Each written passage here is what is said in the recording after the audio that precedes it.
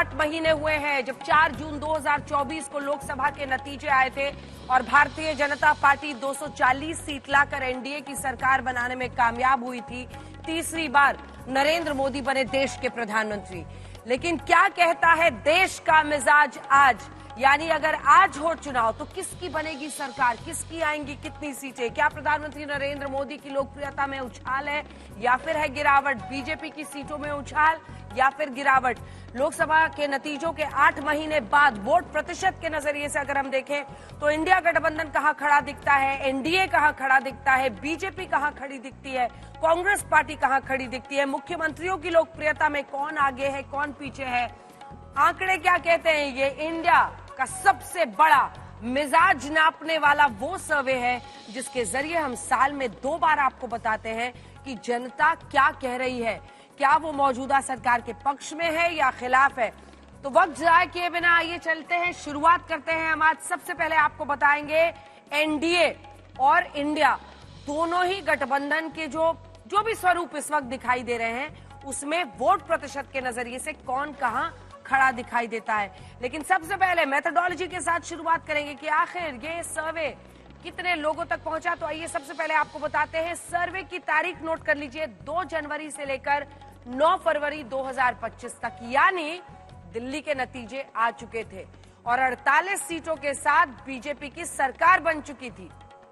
तो 2 जनवरी और 9 फरवरी के बीच यानी दिल्ली के रिजल्ट्स आ चुके थे। और इसके पहले लोकसभा चुनाव के बाद आप देखिए तो तमाम राज्यों के नतीजे, जिसमें महाराष्ट्र में बीजेपी की जीत हुई, जिसमें हरियाणा में बीजेपी की जीत हुई, जम्मू कश्मीर में नेशनल कॉन्फ्रेंस इंडिया गठबंधन की जीत हुई, तो हेमंत सोरेन वाली जो पार्टी है जेएमएम लेड इंडिया गठबंधन झारखंड में जीती। तो 2-2 का मामला ड्रॉ रहा। लेकिन इसी के साथ साथ दिल्ली का चुनाव बहुत बड़ा रहा और अगर दिल्ली में बीजेपी ने जबरदस्त जीत हासिल की है तो 3-2 वाला मामला हो गया है।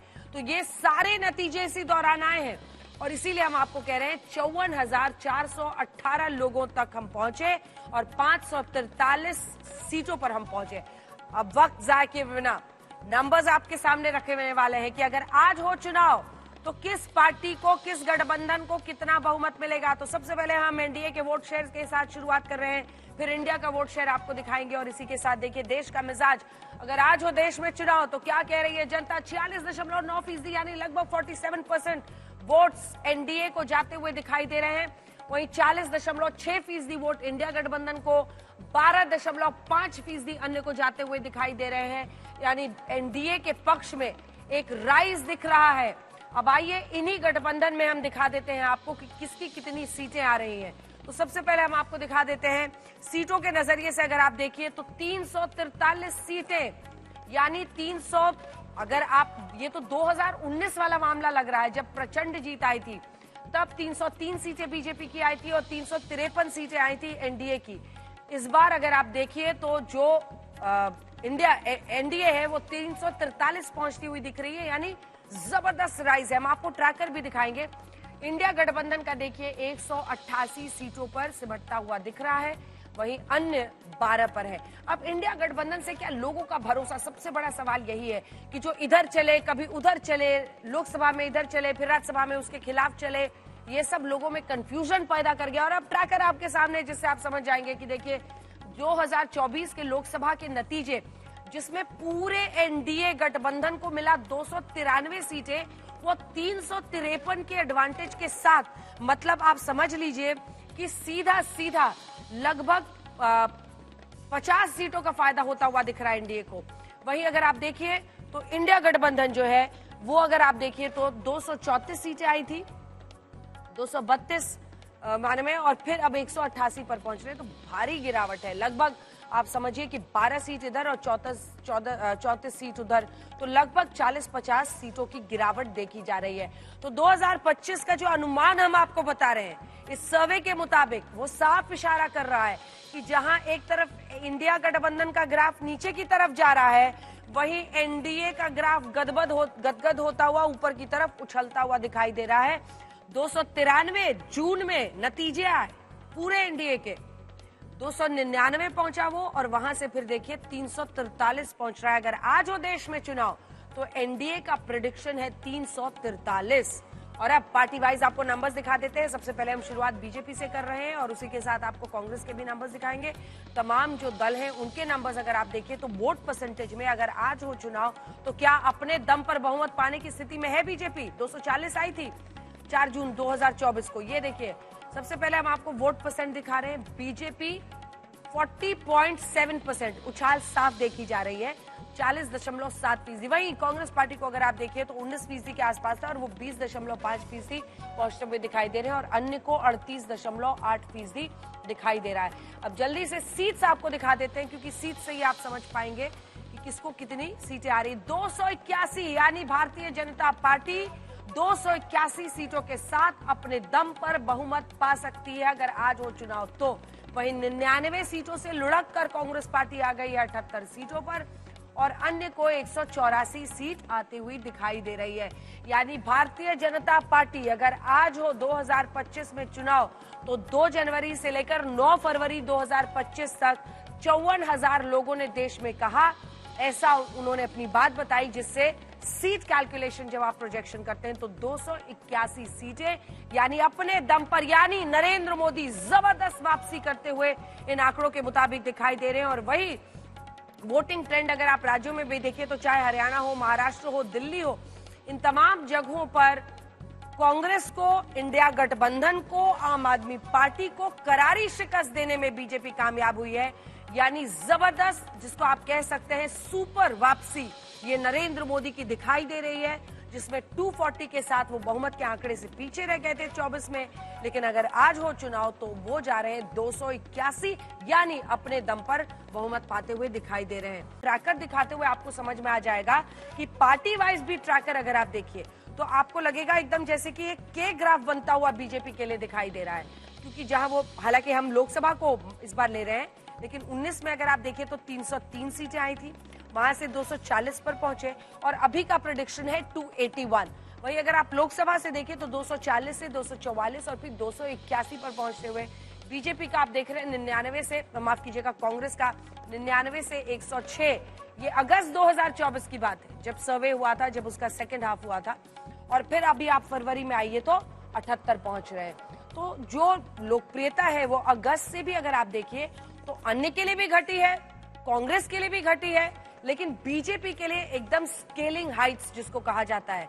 तो ये संकेत बीजेपी के लिए बहुत अच्छे हैं। मुझे लगता है कि अभी तो इंतजार करना है काफी अगले चुनाव के लिए, 4 साल का, 8 महीने ही बीते हैं लोकसभा के, लेकिन ये जो राइज है अजय आलोक जी, आपकी नजर में इसकी 3 बड़ी वजह आपको क्या लगती है? मतलब ये आपके लिए ऑब्वियसली बहुत लूज बॉल है, लेकिन आपको बढ़त दिख रही है, तो वजह क्या दिखती है आपको? 3 वजह बताइए।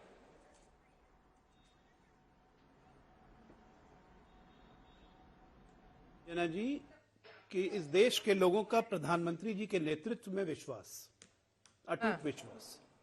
लोकसभा चुनाव के दौरान जो गलतफहमियां फैलाई गई थी, वो संविधान खटाखट आरक्षण खत्म, वो नैरेटिव का कंप्लीटली बर्स्ट हो जाना और उसका लोगों में ही अफसोस होना कि हम इस नैरेटिव के चक्कर में पड़ गए।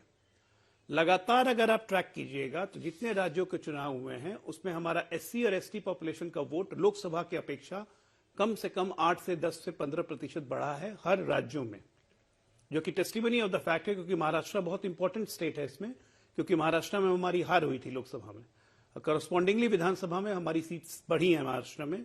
उसका रीजन है कि उस मिथ को हम बीट करने में सफल हुए, जो मिथ फैलाया गया था इंडी के बारे में। तो मुझे तो अब आश्चर्य हो रहा है कि अब आप इंडी अलायंस को जज कैसे कर रही हैं, क्योंकि न चिंदी बची न बिंदी बची है, तो इंडी कहां से बचेगा? तो वो तो इनका खत्म हो गया, राज्य दर राज्य ये आपस में लड़ के वो खत्म करते जा रहे हैं, क्रेडिबिलिटी कोई है नहीं। तो मुझे लगता है ये 2 इंपॉर्टेंट मोस्ट फैक्टर है, मिथ का बर्स्ट होना, नेगेटिव मिथ का बर्स्ट होना, प्रधानमंत्री मोदी के प्रति एक अटूट आस्था लोगों की और प्रधानमंत्री का डेडिकेशन इस देश के प्रति, और तीसरा सर्वोच्च, जो बोला वो किया। आते के साथ आयुष्मान योजना, 70 साल के ऊपर के लोगों को लेना, महिलाओं के लिए सब काम करना, केंद्र सरकार के जितने फैसले हुए हैं, बजट हुआ है, इन तमाम फैक्टर्स को लेके कि एक पॉजिटिव वातावरण देश में है और देश उसको एंजॉय कर रहा है। और हम वो इंडिया टुडे का मैगजीन भी दिखा रहे हैं, नंबर्स भी दिखा रहे हैं। आलोक शर्मा जी, अब आप अपनी पार्टी की तरफ से मोर्चा संभालिए, यशवंत जी को दिखा दीजिए, क्योंकि उन्हीं का सर्वे है धमाकेदार वापसी, इंडिया टुडे में इसे नाम दिया गया है। और प्रधानमंत्री नरेंद्र मोदी के नेतृत्व में जिसे कहा जाता है कि मतलब चूंकि स्पष्ट बहुमत नहीं आया था पिछली बार, वहां से अगर 281 पहुंच रहे हैं तो ये बड़ी बात है। आलोक शर्मा जी, क्या मुझे पता है कि आपको ये रिजल्ट भा नहीं रहा होगा, लेकिन ये एक सर्वे है, देश का मिजाज जानते हैं, अभी कोई चुनाव भी नहीं है, बिहार के चुनाव में लंबा वक्त है, ये सर्वे है जो बाई एनुअली आज तक करता है, इंडिया टुडे ग्रुप करता है। अंजना जी, उसमें इंडिकेशन है कि आप फिसल रहे हैं। देखिए अंजना जी, सर्वे से ही शुरू करते हैं। लगभग 54,000 लोगों का सैंपल साइज है, 543 सीटें हैं। आज एवरेज जो है 20 लाख के करीब, 18 लाख से 20 लाख के करीब एवरेज वोटर है। सैंपल साइज हमारा 1000 है। ये सैंपल कहां से लिए गए, किन राज्यों से लिए गए, क्या राज्यवार या विधान लोकसभा वाइज क्या बराबर सैंपल लिए गए, कौन सी स्टेट से कम लिए गए, कौन सी से ज्यादा लिए गए, क्या क्वेश्चन था, ये अपने आप में 4-5 बड़े सवाल हैं। और सबसे बड़ा सवाल यह है कि जो व्यक्ति इस सर्वे को पूरा कर रहा है उसकी जो क्रेडिबिलिटी है वो अपने आप में संदिग्ध है।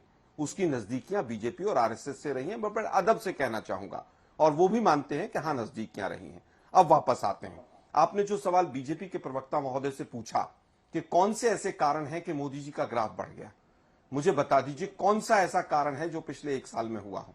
पिछले साल जब 2024 में अप्रैल और मई में चुनाव हो रहे थे, तब तो राम मंदिर का इतना बड़ा ये लोग वो करके चल रहे थे, उसको आधार लेकर चल रहे थे। उसके बावजूद ये उत्तर प्रदेश में और तमाम राज्यों में ये बुरी तरह से इनकी सीटें घटी थी। उत्तर प्रदेश में 1 साल में ऐसा क्या हो गया कि आपको सीटें बढ़ी हुई नजर आएंगी। महाराष्ट्र में जो नतीजे आए हैं, इलेक्शन कमीशन पूरी तरह से कटघरे में खड़ा है। आज 10 दिन हो गए, माननीय राहुल गांधी जी ने जो सवाल यहां पर पार्लियामेंट के अंदर उठाए थे, उनमें से एक का जवाब अभी तक इलेक्शन कमीशन ने नहीं दिया है।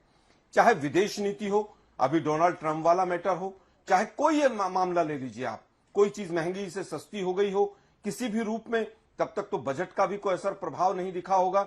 और बजट का भी प्रभाव ऐसा कोई नहीं था कि जिसकी वजह से इतना बड़ा उसके अंदर चेंजेस आ जाए। विदेश नीति आज हालत क्या है वो देख लीजिए। अर्थशास्त्र के मामले में, इकोनॉमी में कोई चीज ऐसी बड़ी आपको नजर आती हो जिसकी वजह से ऐसा हो रहा है। दिल्ली के चुनाव के नतीजे बीजेपी के पक्ष में इसलिए आए हैं कि पार्टी केजरीवाल हारी है और हम एक ऑल्टरनेट के तौर पर अपने आप को रिप्रेजेंट नहीं कर पाए हैं।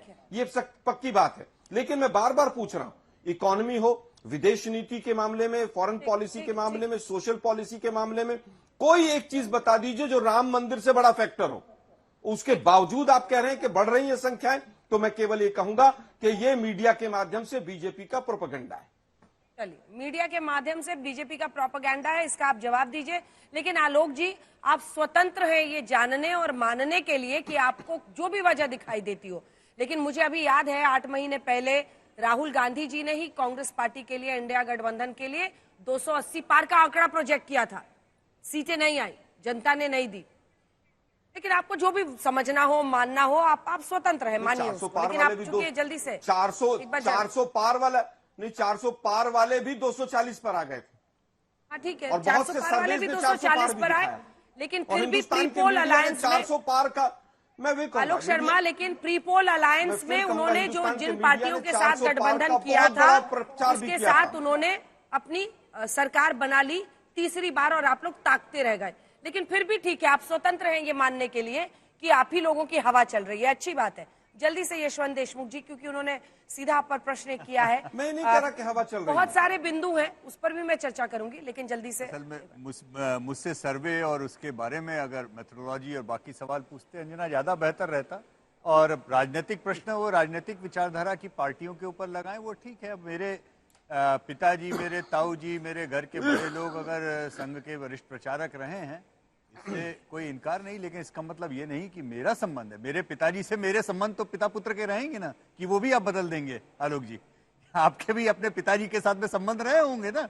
पिता पुत्र के संबंधों को राजनीतिक संबंध का तकाजा नहीं। गर्मियों की छुट्टी होने वाली थी, मेरे पापा आने वाले थे, तो हम लोग सभी खुश थे। तो मैं बेड पे चढ़ के डांस कर रहा था, लेकिन वो पहले ही आ गए। फ्रीज तो मैं उस समय तो कंटिन्यू नहीं कर सकता था, तो फ्रीज फ्रेम टाइप का हो कसम गया। पैदा कर